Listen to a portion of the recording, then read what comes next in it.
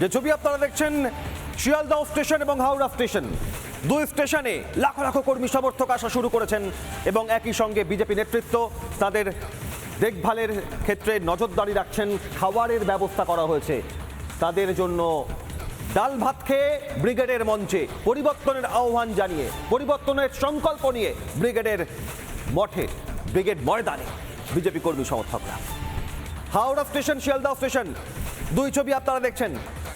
Sealdah station থেকে BJP কর্মী সমর্থকরা যারা বিভিন্ন প্রান্ত থেকে ট্রেনে করে শিয়ালদায় আসছেন এবং তারপর ব্রিগেড প্যারেড গ্রাউন্ডে, ব্রিগেড মাঠে যাবেন, ময়দানে যাবেন, তাদের শিয়ালদহ স্টেশনে খাবারের ব্যবস্থা করা হয়েছে। আমাদের প্রতিনিধি অন্য কি ছবি তুলে ধরেছেন দেখুন।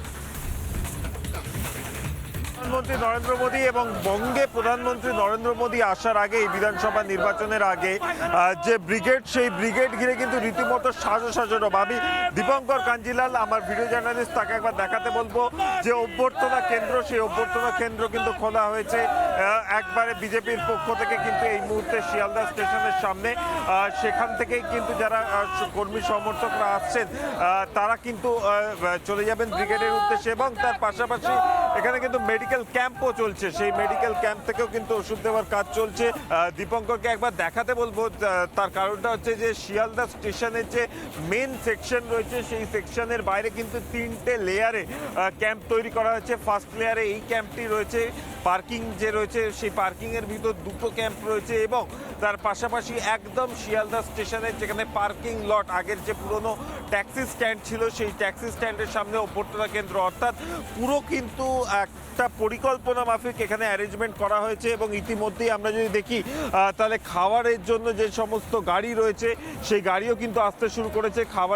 খাবার দেওয়ার যে থালা, খাবারের যে সামগ্রী, সেই সমস্ত নিয়ে কিন্তু গাড়ি আসতে শুরু করেছে। এবং আমরা একবার ক্যাম্পের ভিতরে যাব, ঠিক ক্যাম্পের ভিতরের যে চিত্রটা, সেই চিত্রটা একবার তুলে ধরবো। তার কারণ ইতিমধ্যেই কিন্তু বিভিন্ন জায়গা থেকে মানুষজন এসেছে এবং তাদের কিন্তু এখান থেকে খাইয়ে একদম পাঠানো হবে। এবং আমি দেখাতে বলবো একবার যে খাবারের যে বন্দোবস্ত করা হয়েছে, সেই খাবারের বন্দোবস্ত কিন্তু ইতিমধ্যেই আর কিছুক্ষণের মধ্যেই কিন্তু চালু হবে। এবং যে খাবার, সেই খাবারও কিন্তু এসে গেছে বিজেপি কর্মীদের জন্য।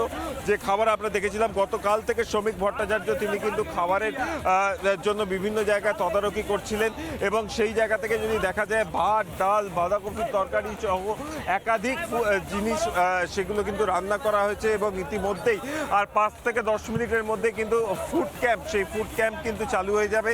এবং যেখানে ফুড ক্যাম্প চালু হবে সেই জায়গায়ও কিন্তু পুরোপুরি অ্যারেঞ্জমেন্ট করে রাখা হয়েছে। আর কিছুক্ষণের মধ্যেই যে ফুড ডিস্ট্রিবিউশন, সেটাও কিন্তু শুরু হবে। নানা ধরনের কন্টেন্ট দেখার জন্য লাইক করুন, শেয়ার করুন আমাদের ফেসবুক পেজ, সাবস্ক্রাইব করুন আমাদের ইউটিউব চ্যানেল। পাশাপাশি অন্যান্য ব্রেকিং নিউজের জন্য অবশ্যই চোখ রাখুন রিপাবলিক বাংলায়।